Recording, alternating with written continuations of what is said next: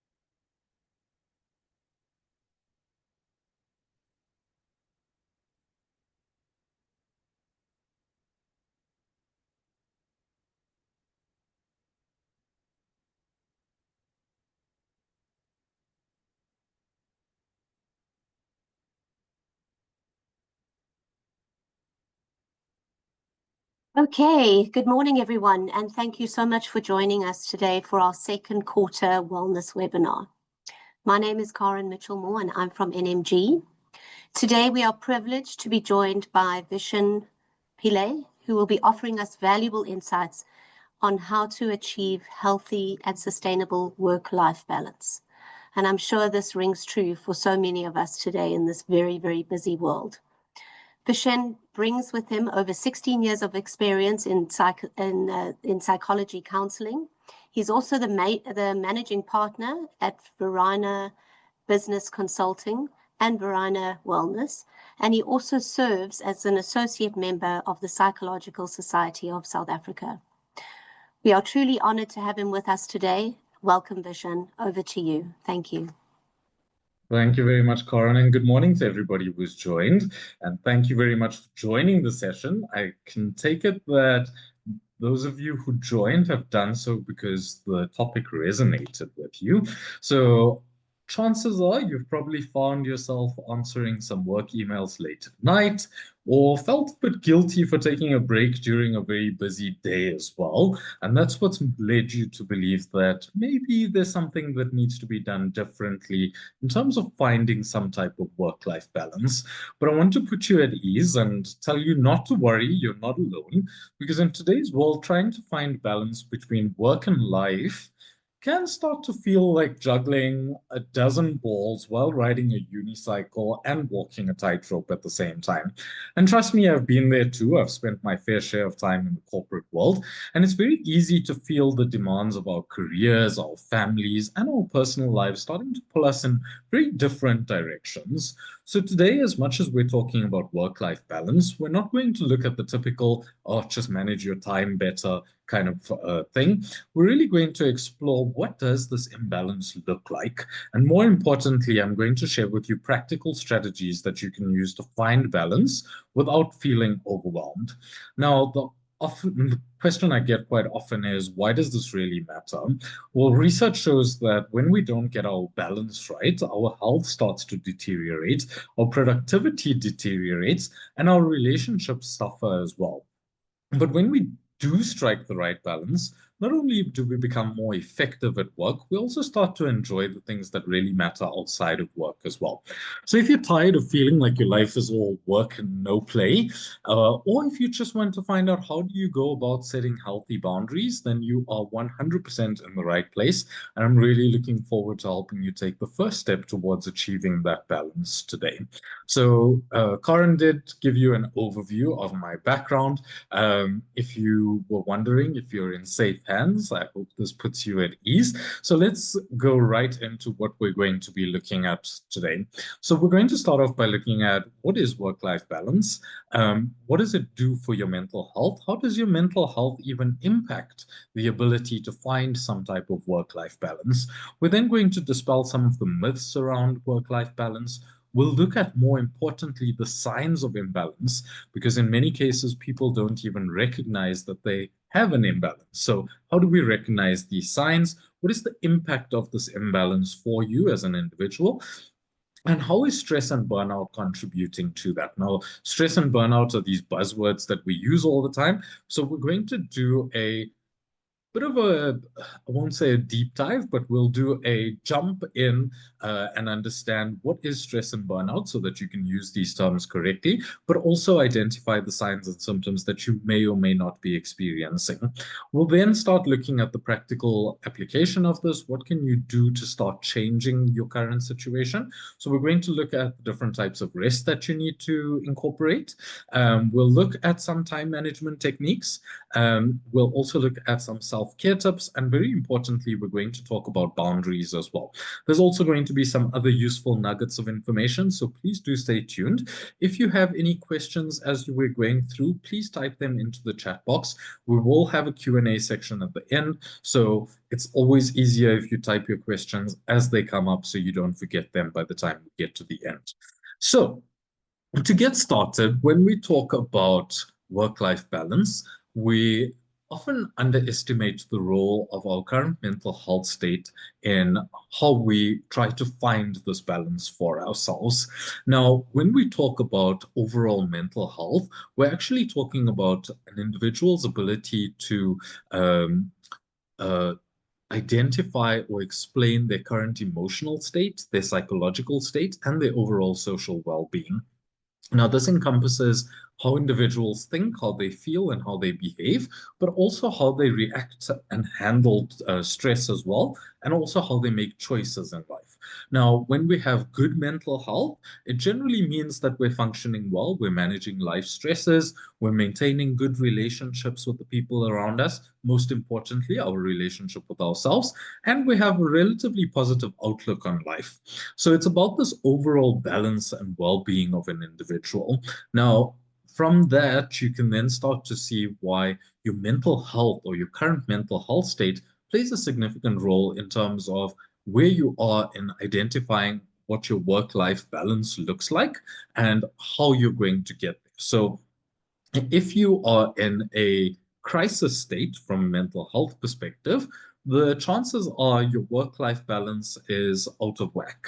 If you are surviving, you may have some semblance of balance.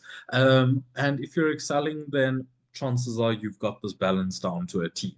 Now, I often get asked, how do I identify what my current mental health state is? And that's why I've provided you with this mental health continuum that's on your screen right now, because it gives you some of the symptoms or characteristics that you would be able to use to identify where you are on this continuum at any given point in time.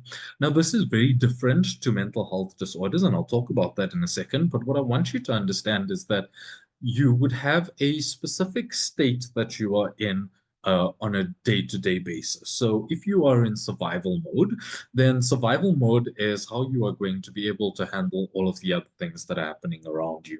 So your ability to set boundaries is probably going to be a lot weaker if you're in survival mode, but you might find that if you're in survival mode, you're able to get through more things unless you've gotten to the stage of burnout, which we'll also go through. So this would become the precursor to how you are making decisions on a day-to-day basis.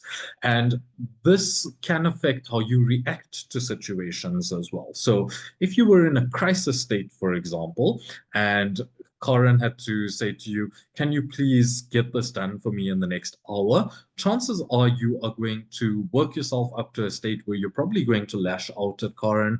You're going to scream and shout because you aren't really in control of your current state of emotional well-being or your current psychological well-being. And so the people around you are going to be affected as well. If you went home and your current mental health state is in crisis, you were probably going to find yourself, if you live with your loved ones, lashing out at them. Your relationships are going to suffer, and that becomes your status quo. Now, if you're in survival mode, you probably would be able to incorporate some of these tools and techniques that we're going to share today, but it's going to be a bit more of a struggle. So I want you to understand firstly where you are, because it's all good and well that you get the tools, but knowing where you are gives you an indication of how much additional stuff you need to be doing, and possibly reaching out to your EAP providers to be able to get the support to get you to a level up or into a thriving or excelling state, so that this idea or concept of work-life balance becomes a little bit easier to actually get to as well. Now, I mentioned that mental health is very different from a mental health disorder. Now, the main differentiator here is that everybody has a current mental health state. So every single person you encounter would be in one of these 5 categories at any given point in time. This does not necessarily mean that they are struggling with a mental health disorder or are not struggling with a mental health disorder. Now, the reason why I say it in that way is because somebody could be excelling, but they could actually have a mental health disorder as well, or a mental health condition. But that doesn't mean that your mental health state is always going to be in crisis because you have a mental health disorder. So we need to be able to separate the two. Now, when we talk about mental health disorders, we are talking about a specific diagnosable condition that is affecting a person's thinking, their feeling, their behavior, and their overall functioning as well. And these could range from things like anxiety and depression to something more severe as well, like a bipolar disorder or schizophrenia as well. So mental health disorders do require professional diagnosis and treatment. Often this would include therapy and medication or other interventions as well. And this is going to have an impact on your daily life and relationships, but it doesn't necessarily mean that your overall mental health state is going to be in crisis just because you have a mental health disorder as well. So it's important that we differentiate that. So with this in mind, then, why is it really important to have work-life balance?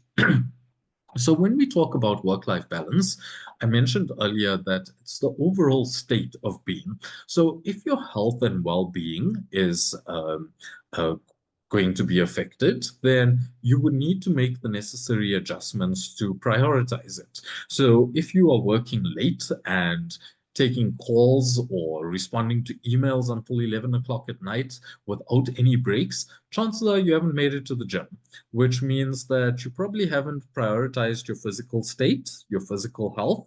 You probably aren't eating well either. So this concept of life, which is part of the work-life balance part, is already in disarray.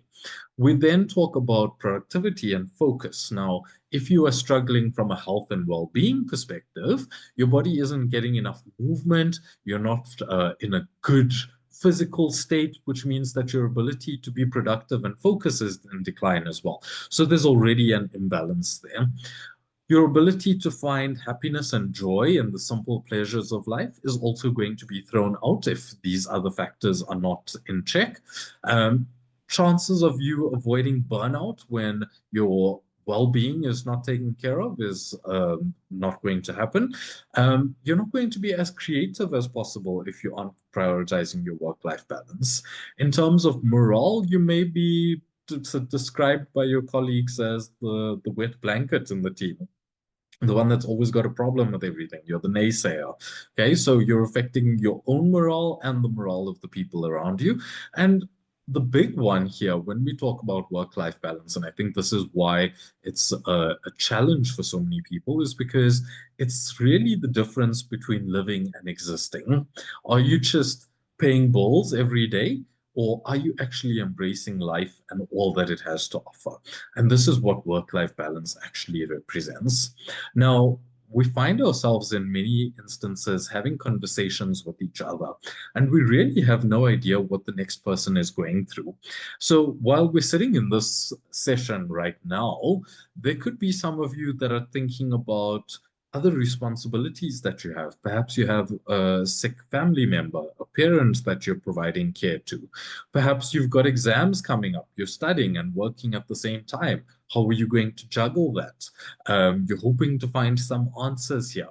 Maybe you've got a wedding coming up. You've got a deadline to meet today, but you also want to be on this call. So your ability to engage is going to be dependent on what is in your mind. Now, when we're interacting with people in the workplace or just in life in general, we often assume that people are able to meet us at the level where we are, and this is not always the case. What I'm trying to illustrate here is that work-life balance is not just an individual thing. When we present ourselves as having some semblance of work-life balance or work-life success, which is a concept we'll discuss a little bit later, we help other people find ways and means to be able to engage with us meaningfully as well, because we can lead by example. But if you have good work-life balance and you're speaking to Mornay, for example, who's struggling with multiple things at the moment, then Monet's not going to be as focused as he should be. And so this interaction that we're having is not as effective. Now, I often hear people say in corporate environments that they've been sitting in meetings all day, and people are disengaged. They've got to have a call and then they've got to follow it up with an email and then phone an individual later on to remind them about information as well.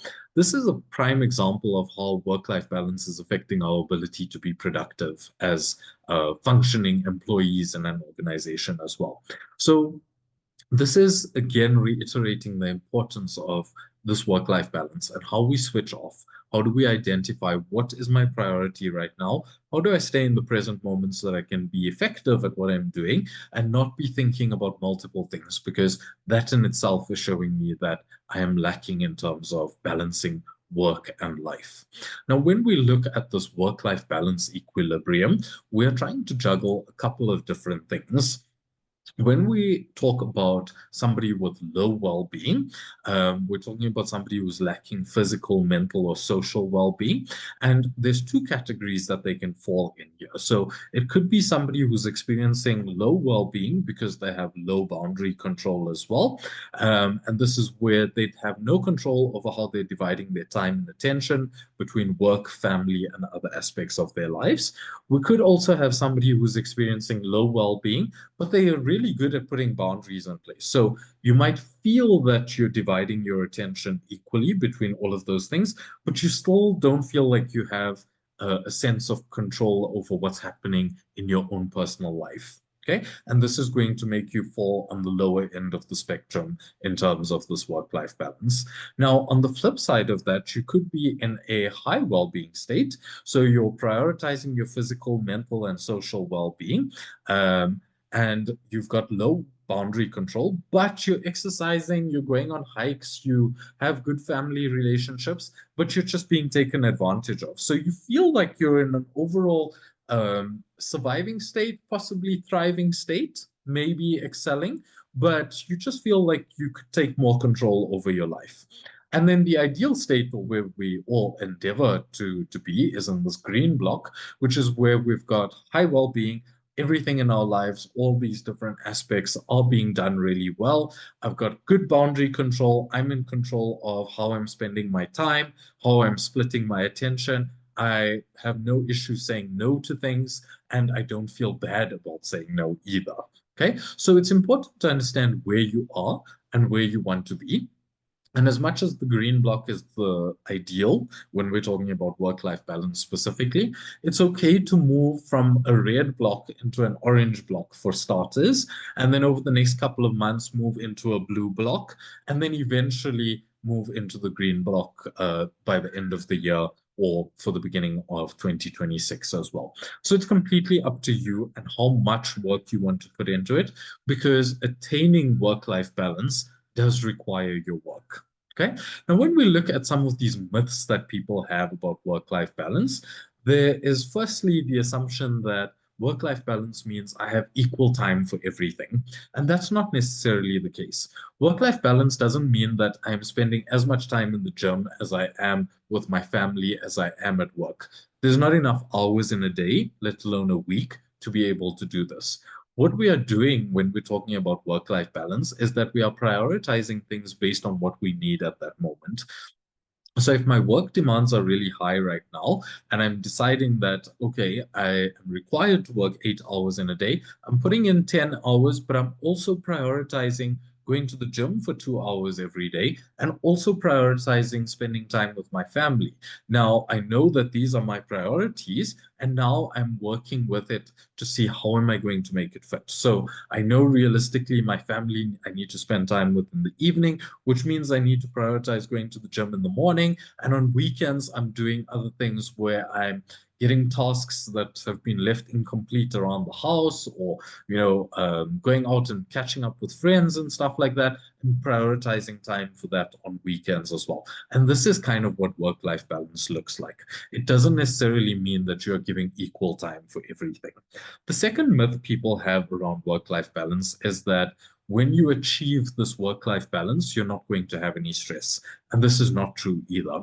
I'm going to explain to you in a little bit that there's no such thing as living a stress-free life.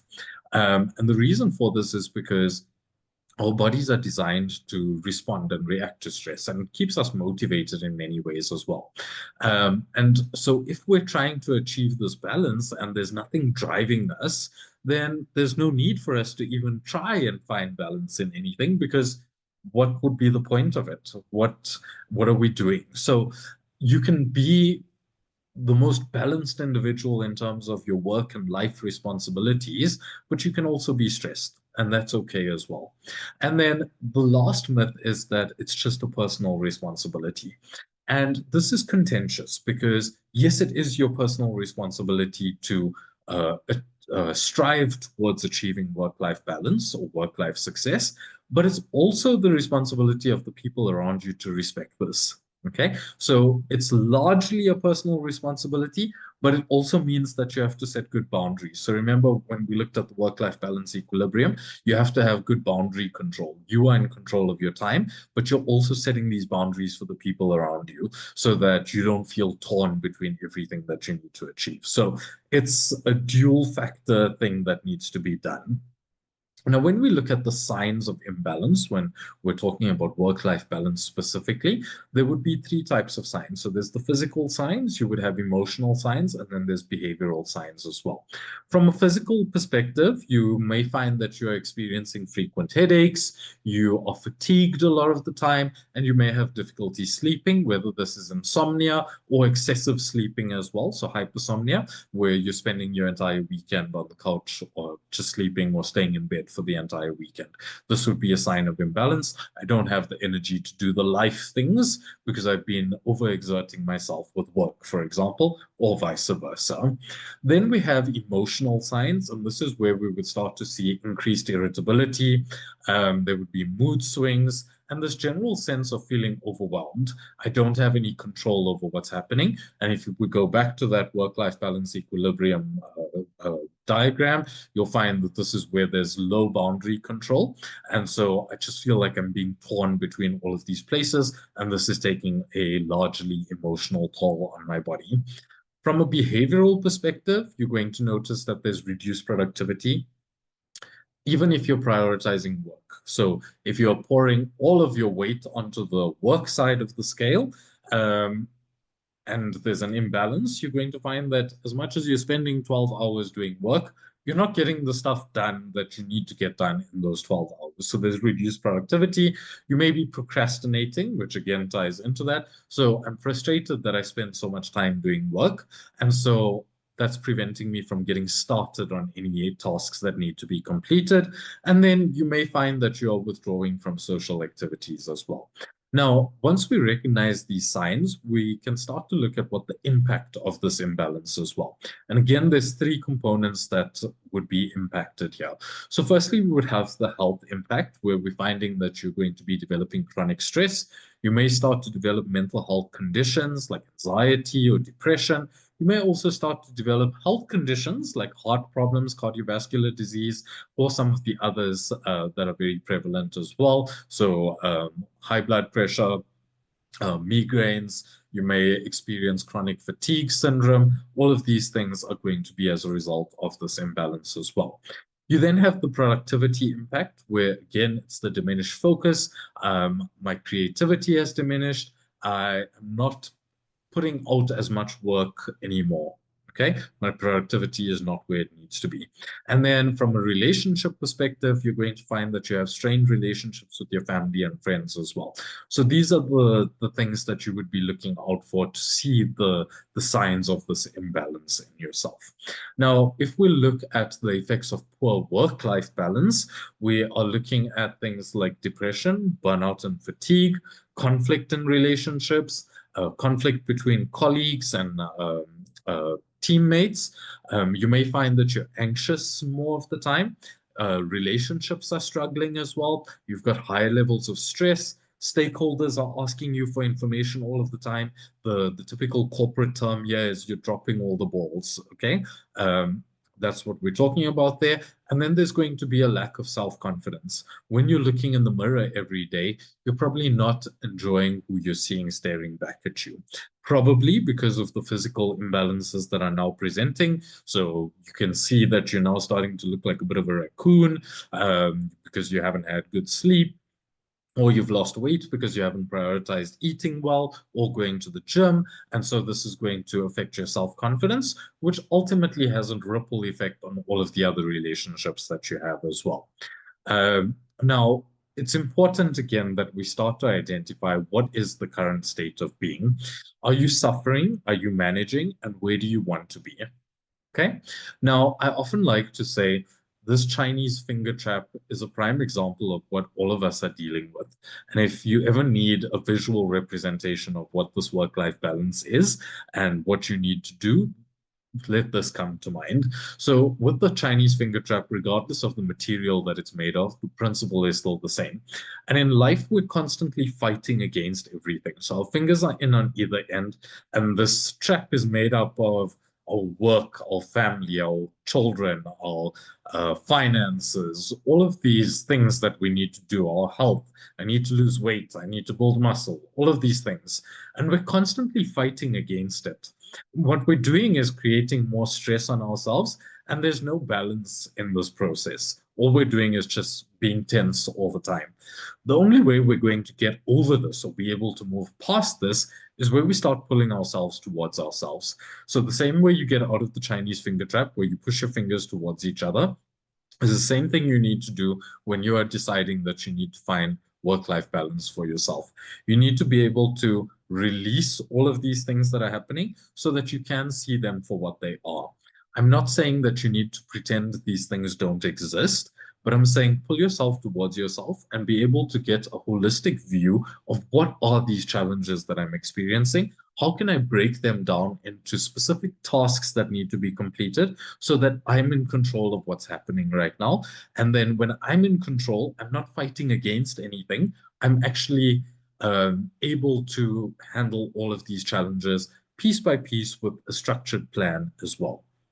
Now, with that being said, we in this fight to avoid everything that's happening, put ourselves under additional stress. Now, I said to you that you're not going to be able to live a stress-free life, and here's why. Firstly, stress is this very normal human reaction that happens to everybody, and our bodies are designed to experience stress and react to it. Now, if we go back to the origins of stress, we talk about early humans and their fight for survival. So, can I find shelter? Can I find food? Can I avoid danger? Now, over millennia, we as humans have been prepared to deal with all of these stresses at any given point in time. They're keeping us on our toes. It's keeping us motivated. It's keeping us away from danger. I know we're not running away from predators anymore in the early human sense, but we're also experiencing other dangers every day. So, for those of you who drove to the office today, you didn't think about hitting the brake every time a taxi cut in front of you or a pedestrian ran across the road. Your body just did it instinctively. And this is an example of how the stress is a necessary part of keeping you out of danger. So the only time it starts to become a problem is where we are going through prolonged periods of stress without any type of relaxation or relief. Okay, so this is important. Now, I often have people say to me, well, how do I know that I'm stressed? How do I know that I'm not just like everybody else? Everybody's dealing with stress. How do I know that I'm being affected? And that's a really good question because as much as stress is something that is happening in our mind and it's subjective and it's not really measurable with tests, we can recognize symptoms of stress, right? So there would be physical symptoms, there would also be behavioral symptoms, and there would be these emotional and mental symptoms as well. Now, we can use all of these questionnaires to understand what our current stress level is, or we can identify chronic stress with the um, uh, presence of high blood pressure or migraines and all of these things. But we can start to identify the signs earlier on as well. So if you start recognizing that you're feeling exhausted, you're having difficulty sleeping, you're clenching your jaw all the time, you're getting headaches, you've got stomach issues, digestive issues. These are the first signs of stress, okay, on the physical body. You may have a cough or a cold or a sniffle that's been going on for months. This is a sign of a weakened immune system, and chances are it's directly related to stress as well. We can also recognize the behavioral symptoms. You're waiting to get home every day so that you can have a glass of wine or a beer because that makes you de-stress from the day. You may be keeping all of your browser tabs open and then also having your Shein browser, your Takealot browser, you're checking your Temu app every day. All of these things are signs that you need a break. Your brain is telling you that I need something that's going to make me feel good about myself. And if we look then at some of the other behavioral things like smoking, using drugs, alcohol, gambling, overeating or avoiding eating, all of these things is because it's going to make me feel better. I recognize that I'm getting a little bit overweight because I haven't been prioritizing my physical health. And so now I'm going to do something like stop eating completely to make it seem like I've got a handle on things, but I still haven't addressed the cause, which is the stress. And the only way I can do that is by sitting down, pulling myself towards myself and saying, I am stressed out right now. These are the things that are stressing me out. This is what I'm going to do about it. Okay, so it's important that we start recognizing this.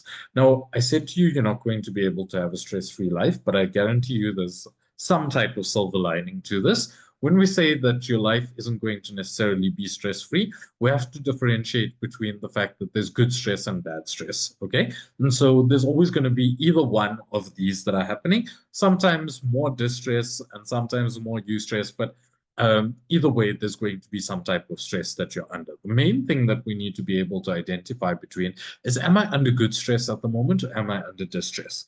Why this is important is because as a society, we've started saying that we're stressed out as a way to resonate with other people. Think about conversations that you've had and how often you feel the need to tell people that you're stressed out.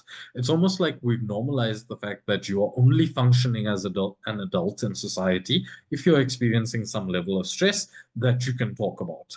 Now, what if we started differentiating between whether I'm under good stress at the moment or whether I'm under bad stress? Because there is a difference. So, good stress or eustress, euphoric stress, for example, is not lasting for a long period of time. So you're moving house, you've got all the stress of the move coming up. You know it's going to end. It's keeping you positive. It's keeping you meeting deadlines and following up with the moving company, all of those things. After the move is done, you'll probably have another week of stress of unpacking, and then it's going to be over. Now, did you need to classify this as telling everybody that you're under stress? Because the association we have with stress is that it's making you feel really bad. It's going on for a long time. You're starting to feel demotivated. What if we started differentiating between what type of stress we're under and what can we do about it as well? Okay, so it's important that we start to do this. Now, the other word that we use a lot is burnout. Now, I often say to people, well, what makes you feel like you're burnt out? Are you just under a period of stress for a couple of days and this is making you feel lethargic? Or has this been going on for a prolonged period of time?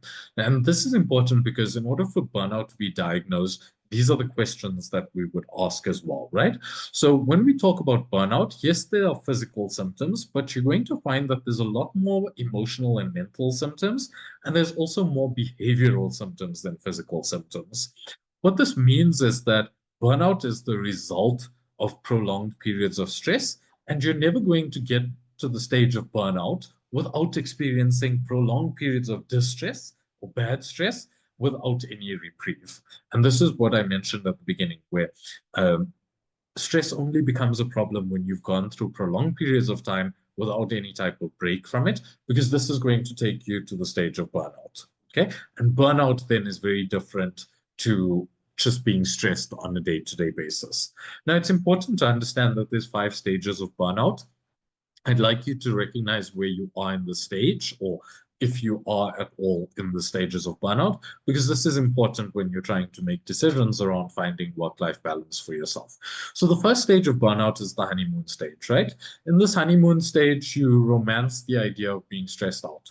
I've still got a full battery. I know that I've got a lot of things on my plate, but I'm managing. Okay, there's no room for concern right now. I'm largely positive. Stage 2 of burnout is where you are starting to find yourself use medication. Remember, we spoke about in the stress stage, or when we're talking about stress, there's a lot of physical symptoms.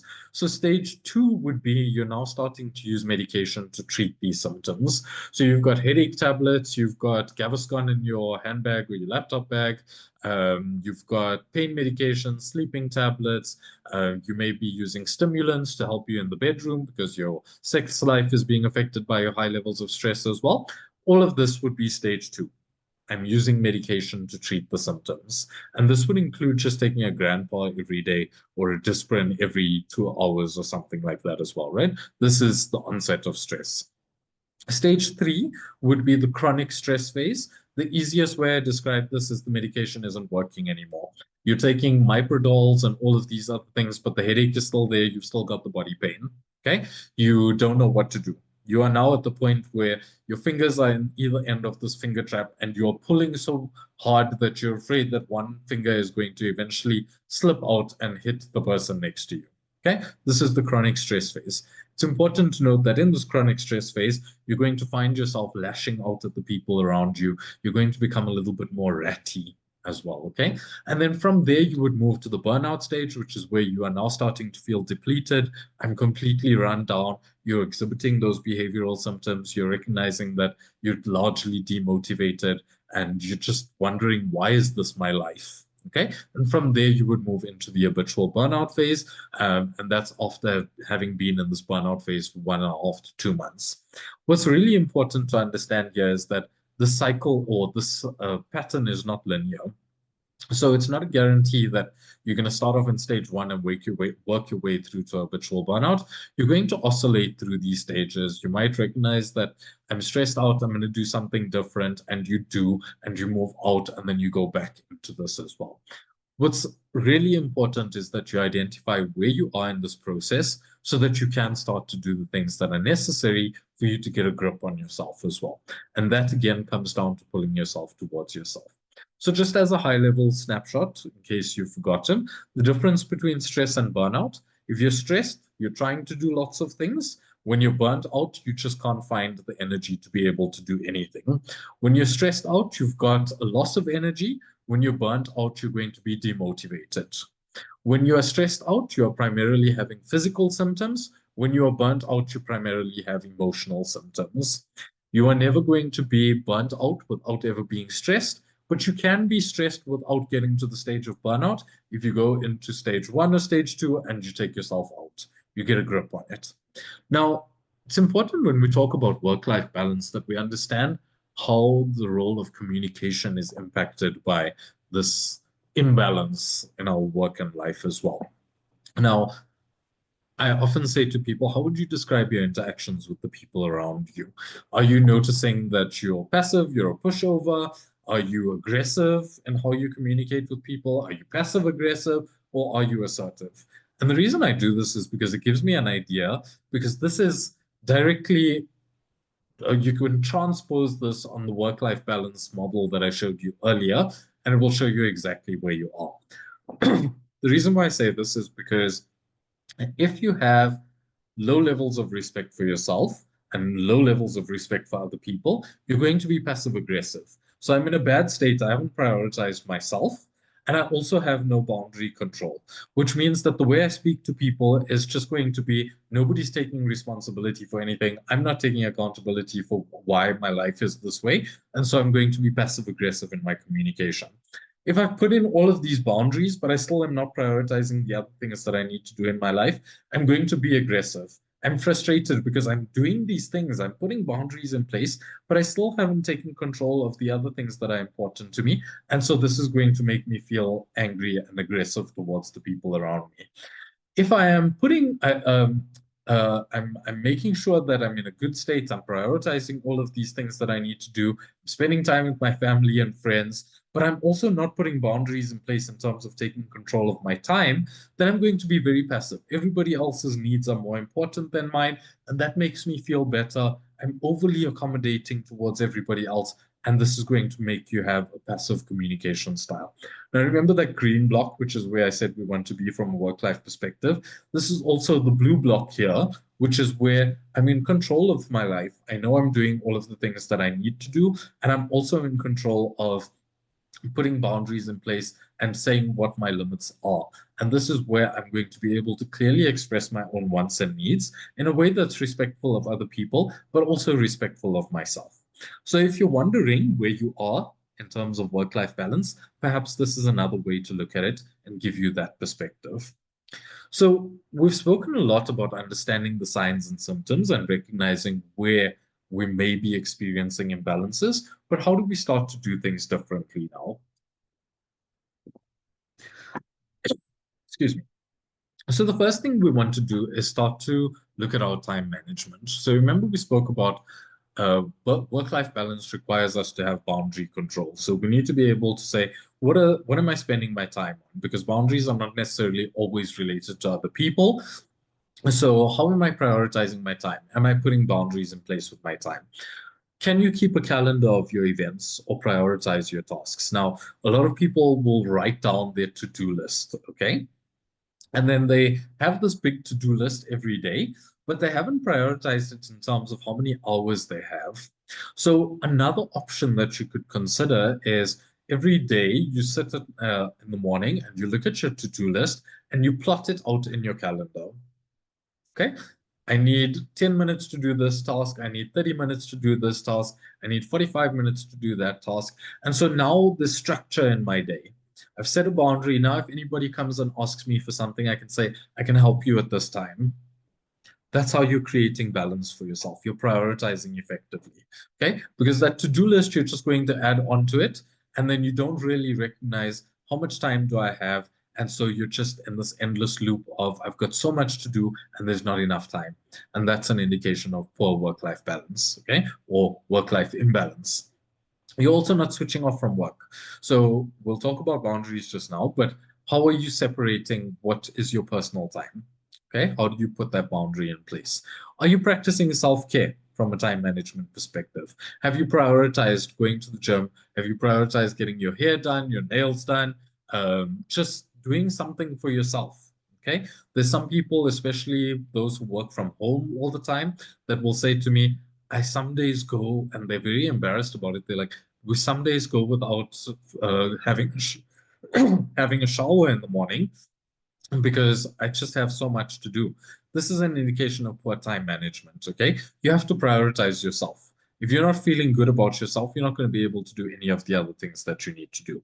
You also need to be planning your meals, whether you're doing weekly meal preps or whether you're planning your meals every day, planning to go to the shops, get all of the things. This is part of your time management as well. You want to set goals for yourself, for your children, for your family.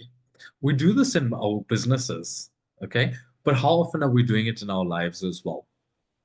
We also need to limit our distractions during family time. If you want to have work-life balance and you want to spend more time with your family, you can't be spending time with your family while you've got your laptop out or while you're on your phone scrolling TikTok. You need to choose what it is that you want to do, because overlapping these things doesn't mean that you've actually done either of them effectively. Okay, so that's going to leave you feeling imbalanced as well. So prioritize what it is that you want to do and be present in those tasks as well.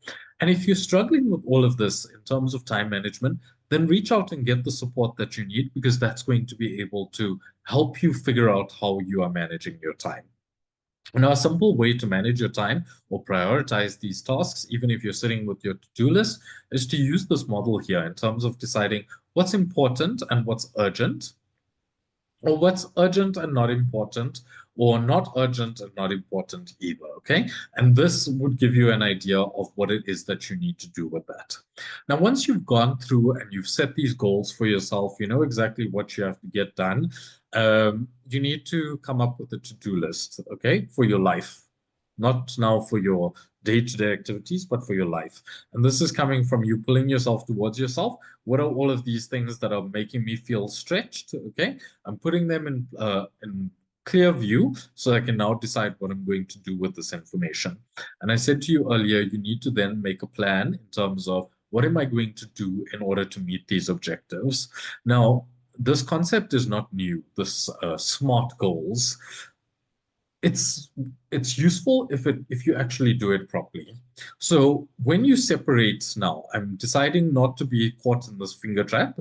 I'm putting on a piece of paper or on my wall, these are all of the things that are stressing me out. This is what I want to do for each of these things. I'm breaking it up in terms of timelines.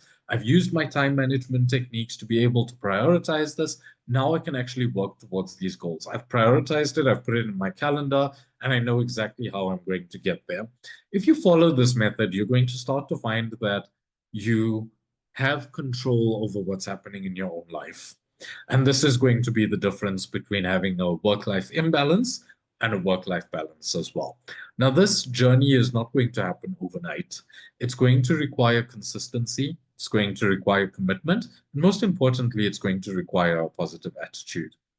You have to celebrate all of these successes. So even if you just spend 1 hour with your family without any distractions, celebrate that. Do something to reward yourself about it, because that's going to keep you motivated to continue doing these things. What did you learn about your kids? What did you learn about your partner or your spouse? Okay, in that time that you spent with them without any distractions. If you want to build meaningful relationships with your colleagues, have you actually learned something from them? What is it that you want to learn about them? If you want to put a new plan or project in place at work, what is it that you want to achieve by doing that? And are you celebrating it? And this is how you're going to create the cycle of positive change. Now, a big thing that I say to people is when you're starting this process of change, you need to do a SWOT analysis. I know it sounds very simple and it sounds very archaic, but we do this as businesses and organizations. Every year, you sit down, you do a SWOT analysis. What are my competitors? What are they doing? What can we do better? What are the opportunities? What's the strength of our team? Okay, we do this and it works. And we all get on board with it because we roll it out. Now, what if you started doing this for yourself? What if every quarter you decided, I'm going to identify what are my strengths and weaknesses right now? What are the opportunities and threats that I have?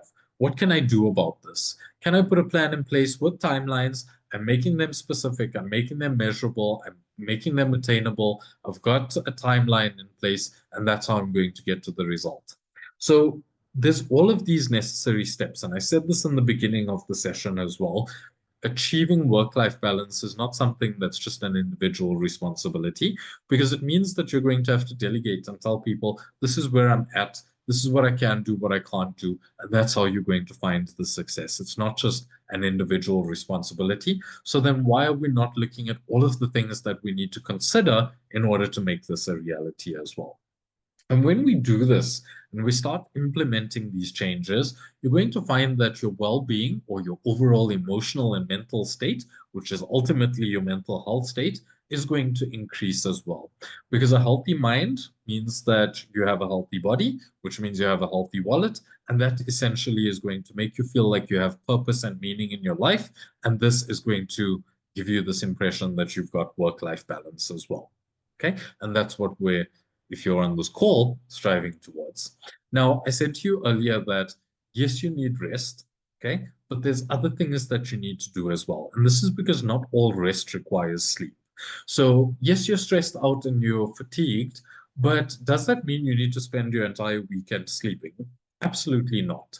So, you can sleep and get more tired, okay, because you can, there's a thing as oversleeping.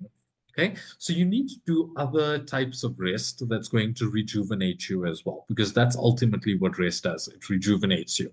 Now, if you're stuck in a monotonous routine every day, perhaps creative rest is what you need. That's going to make you feel a little bit more energized. So creative rest could be a multitude of things. It's not limited to drawing and coloring and all of those things. You could be doing a DIY project. You could be gardening. You could be cooking, take up a new hobby, do some pottery or something that's out of the norm of what you traditionally do. Most of you are working in office environments. So anything outside of an office environment where you're confined to a room with walls or glass doors around you is going to be creative because it's getting you out of that mindset. Okay. And this in itself is going to recharge you. You then also need to prioritize some mental rest as well. This is again tied into separating yourself. So you're separating all of these things that are stressing you out. I'm pulling myself towards myself. I'm writing down all of these things that are clouding my judgment, clouding my mind, and I'm putting it out on paper. And I'm using the fourth type of rest, which is the emotional rest, to identify why do I feel the need to be able to do all of these things? Why am I stretching myself? What can I do? I'm putting a plan in place. This is the emotional rest, okay? Because you're now taking all of these things out of your mind, putting it somewhere else, and you've got a plan. So it doesn't need to occupy all of the space. And this in itself is going to give you some relief. You then need to have the sensory rest where you're switching off from your devices because you may be overworking, working longer hours than you need to, or you're spending time with your loved ones and you're attached to your devices. So you need that sensory rest. The other thing when it comes to sensory rest is this constant bombardment of information that we get from our devices. It doesn't allow you to switch off. All it does is it adds more distress to you because you start playing out all of these scenarios about what the world news is going to have an impact on my life. And that is just clouding your judgment even more. So switching off from it, choosing when you want to consume this information is going to give you that sense of comfort as well. You then need social rest. There's two types of social rest. So if you're the type of person that's hermiting at home, you need to go out and socialize. Just going out and building connections with people is already going to boost your life component of the work-life balance. And you're going to build meaningful relationships. You're going to get perspective on some things because when you're sitting and overthinking things, you're not really getting other perspectives. So socializing from that perspective is going to help quite a bit. If you're the type of person that's going and socializing as a way to avoid the reality of your life, then you need to pull back a little bit, prioritize the other six types of rest, and this is going to be a form of that social rest as well. And then finally, you need to have spiritual rest. Spiritual rest doesn't necessarily mean doing yoga and meditation. It could be going to a place of worship. And if you're not a religious person, that's perfectly fine. Go out and spend time in nature because just that time, acknowledging that everything exists around you without your intervention, is in itself a very cathartic experience. You can let go. You don't have to hold on to everything so tightly because things will be the way that it needs to be. And this is the foundation of spiritual rest as well. Okay. Then, from a self-care perspective, you need to be looking after yourself, eating well, exercising regularly, maintaining routine, being in control of your routine.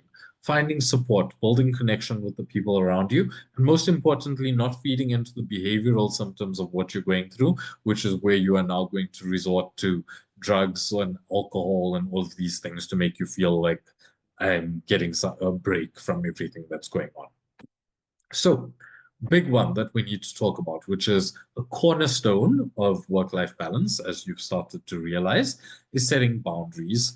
Now, when we talk about boundaries, there are 8 categories of boundaries that you need to be looking at. And remember, I said that some of these are personal, so it's things that you need to do for yourself. So protecting your time, protecting your limits in the workplace, protecting your values and what you believe in. But then there's other boundaries that affect other people as well. So physical boundaries would affect other people, emotional boundaries, financial boundaries, verbal boundaries, and sexual boundaries as well. So it's not just your responsibility, it's the responsibility of the people around you to respect these boundaries as well. Now, when you're setting these boundaries for yourself is where the difficulty may come in. And I'm going to give you a very simple 4-step approach to follow when you're putting these boundaries in place. So the first step is where you identify from these 8 categories, what is it that I need to do? What boundary needs to be exercised? So let's use the example of my time boundaries, right? Maybe it coincides with my work boundaries. So let's create a scenario. I'm spending excessive amounts of time working, and this doesn't allow me to spend time on doing the other things from a life perspective, which is going to help me balance out the scale. So I've identified that I need to put a time boundary in place and potentially a work boundary as well. Step 2 is I need to decide what is going to be clear and enforceable.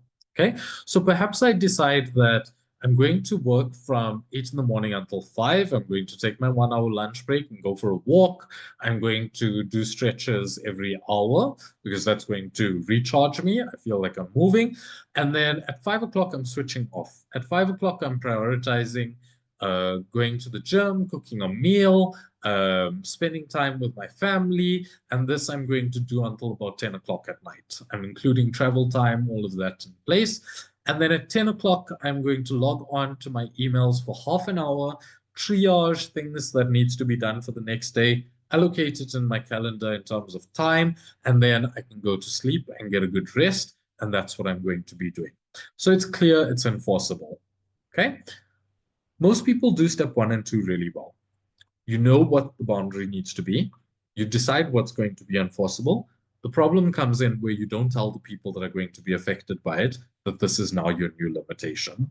Okay, so if you are setting this boundary that we've just spoken about, you need to tell your colleagues, you need to tell your manager, you need to tell your family members or the people that you live with that this is my boundary. This is what I'm going to be doing going forward, and I would appreciate if you could respect it. Okay? If you don't tell people that this is what your new boundary is, they're constantly going to overstep. And you're not going to have any recourse because they didn't know. So they're just going to be like, well, I didn't know that. So I'm still phoning you after 5 o'clock and thinking you can help me because I don't know that you're now going to gym. I don't know that I should send you an email and you'll get to it at 10 o'clock tonight. Okay. And this is the critical stuff here. So you have to communicate the boundary. And once you do, then you can enforce it. So now your colleagues are calling you after 5:15. You don't have to answer that call. You can send a message to say, please send me an email and I'll get back to you later. Okay. This is how you're going to enforce it. And this is how you're now starting to take control over your work and your life. You are choosing you. Okay. And that's the critical component when we're talking about work-life balance. So, final tips to stay healthy emotionally. You need to avoid holding on to grudges. Holding on to grudges with other people is just going to make you feel more frustrated with yourself. It's not going to give you time to prioritize the things that you need to. Talk to people because this is going to give you the life component. You need to have downtime because this is giving you the rest component of your life. And you need to work on your self-esteem because this is going to be the cornerstone of finding any type of work-life balance. And if any of this is not making sense, then you just need to sit down and breathe because with a little bit more oxygen in your system, you have a lot more clarity of thought. Now, as we come to the end of the session, I want to leave you with this concept around what work-life balance is and what work-life success is. And you get to decide what it is that you want to be striving towards. So do you want to be striving for this balance between just work and life, which are very vague terms, or do you want to be deciding what your work-life success looks like? Okay. And what this means is that you are going to be looking at all of these things, your work and your career, your wealth, your well-being and your health, your community and contribution to society, and then your home and your family, and how they intertwine and what it is that you want to do. Because in my personal opinion, looking at this topic from this perspective makes a lot more sense. And it's a little bit less demanding because you get to decide every quarter when you do your SWOT analysis, what do I want to prioritize for the next quarter? Is the next quarter going to be building connection? Is it going to be the next 3 months I'm going to be under stress because I've got a major project at work, and so everything else is going to reduce a little bit, but this is how much I can allocate to it. And so you're proactively deciding where it is that you're going, and you're understanding what this work-life success looks like for yourself. Okay. It's important to remember that it's okay to stumble along this way uh, of finding balance or success for yourself. You're not alone in the struggle. Everybody around you is doing this. And sometimes we just need to talk about it. Sometimes somebody around you may be doing something really well, and you could take on some of the things that they're doing and incorporate it into your own life. I want to encourage each of you to take the time to pull yourself towards yourself. Identify where you are in the process. What's your mental health state? How is this impacting your communication? Is this a snapshot of what your current state is from a work and life perspective, whether it be from balance or success approach? And what do you want to be working towards?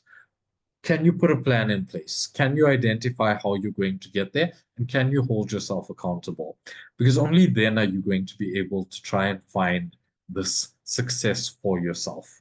And in doing so, give yourself a sense of fulfillment in all of these aspects of your lives. So I wish you all strength and courage, most importantly, joy on your journey ahead, because life is meant to be lived. It's meant to be happy. And if you focus on that, try and find the joy and meaning and satisfaction in everything around you, everything else starts to fall in place as well.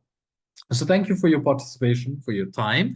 I'm going to go over to questions. Karan, are there any questions that are in the chat box that we can look at right now? Vishen, there's only one question. How do you communicate your boundaries with people affected in such a way that they don't take offense? Okay, that's a really nice question. So I see that's from Francina. So Francina, the main thing here is that you want to be aware of what it is that you're doing, right? So remember I said when you're deciding on your boundaries, you are deciding what's clear and enforceable, and you're also deciding why it is that you want to do this, right? And that's because you've decided which of the 8 categories it falls in. Now, what we often find people doing is that when you exercise a boundary, it's generally because you're doing it out of frustration. So you've had enough, and so that's why you're doing it. And so you just say things because it makes you feel good in the moment. Remember, we speak about aggression or being passive aggressive. And this is the state where most people exercise these boundaries. Now, if you take a step back and you identify what does it actually mean for me to have this boundary in place? Why am I doing it? I'm taking out the emotion. I'm deciding what it means for me. This automatically is changing my approach in terms of how I'm going to say it to other people. So now I'm not trying to people please. I'm not trying to be passive in terms of, yes, this is my boundary. Are you okay with it? This is my boundary. And I would appreciate if you could acknowledge it. And if you don't, then that's also okay, because I need to do this for myself. So to answer your question, I know that's a lot of information. To communicate your boundaries without people taking offense, you need to be solid in your understanding of why you're putting that boundary in place. What is the impact that it's going to have for you? Is it going to be adding value to you? And if it is, then you don't have to be angry about it because you're choosing yourself. Remember, I said to you, there's joy in life. So if you decide that this is going to make me feel happy, this is going to make me feel like I am in control of my life and I'm in charge of my life, then you're not going to worry about offending the other person because you're not being aggressive. You're not making the other person feel bad about themselves. You're just saying, I'm choosing this for me right now. And if they are offended, it's probably because they would want to be able to do the same and they don't know how. So you could flip it around and say, this is my boundary. The person says, I'm taking offense to the fact that you're saying this. You can start to have a conversation and say, why are you having a problem with that? What would it mean that, how is my boundary affecting you? Why are you taking offense? Have a different conversation, okay? And that's going to change it completely. And perhaps the other person is taking offense because they were just hoping that they could be as empowered as you are to set those boundaries for themselves as well. There are two other questions here. I think you might have answered this one already. How do you deal with people not respecting your set and communicated boundaries and constantly transgressing it? Sure. So that we have covered in a bit, but I'll just go into a little bit more detail about it again as well, right? So when people aren't respecting your boundaries, you need to then go back to, why is this being disrespected? Firstly, do I need to reevaluate my boundary? Because this is a possibility as well, right? Sometimes we put these boundaries in place and it seems great in terms of giving us a sense of control over what's happening, but maybe it's pointing out a blind spot that we've looked at in terms of this boundary. So maybe I've communicated this boundary and it just isn't working. So I need to reevaluate. And this is why people are constantly transgressing. So you need to do that analysis again, right? So is this realistic? Okay, remember we said it needs to be realistic boundaries, right? So if I need to rework them, then that's okay. Boundaries can be reworked and then communicate again for that. The main thing here is that you need to decide, is it me being unrealistic about my boundary, or is the person that's being affected just being disrespectful of who I am and what it is that I'm trying to achieve? And then different conversation needs to be taking place, okay? So why does this person feel like they demand all of your time or they're entitled to all of your time? And then there's a deeper issue that needs to be worked on. And again, I'm going to say, reach out for counseling or therapy, because it may be an indication of something else that's happening, and maybe you're not seeing it because, like I said, it could be in your blind spot. So that would be the best response there. Another question here is, what is the best approach to support others that you notice have struggles setting their own boundaries? Well, it would be very useful if we started telling people it's okay to set the boundary. Okay. Sometimes people just feel like they need permission. So I could be exercising boundaries really well. And Monet says to me, but how are you doing that? Like, I've set those boundaries, but I'm not getting the same results as you. And then I would say to Monet, perhaps you're doing it in a tone that's not conducive for other people to acknowledge or take seriously, okay? And this is a possibility as well. Remember, we spoke about the different types of communication. If I'm assertive in how I'm communicating my boundary versus me being passive aggressive about the communication of my boundary, there's going to be a disconnect in terms of how people respond to that. And that would be the difference. So you could say to people, well, how are you communicating the boundary? Are you making it seem like you're entitled to this boundary, or are you communicating it clearly and explaining to people why this boundary is important for you? And maybe that's going to create perspective, and that's going to help them be able to implement boundaries for themselves as well. And then just the last one is, will you be sharing the presentation? This particular member would like to use it for personally. Monet has a copy of the presentation. I generally don't share my slides, but Monet, if you could PDF them and send them through, I'm quite comfortable for that as well. Yeah. I think that's all the questions we have for now. So thank you so much. And thank you to our listeners. I hope you found this informative. What we will do, though, is we will share the recording of the presentation with all of you. That will possibly happen in the early part of next week. Thank you to everyone, and we hope that you have a good day going forward. Thank you, everybody.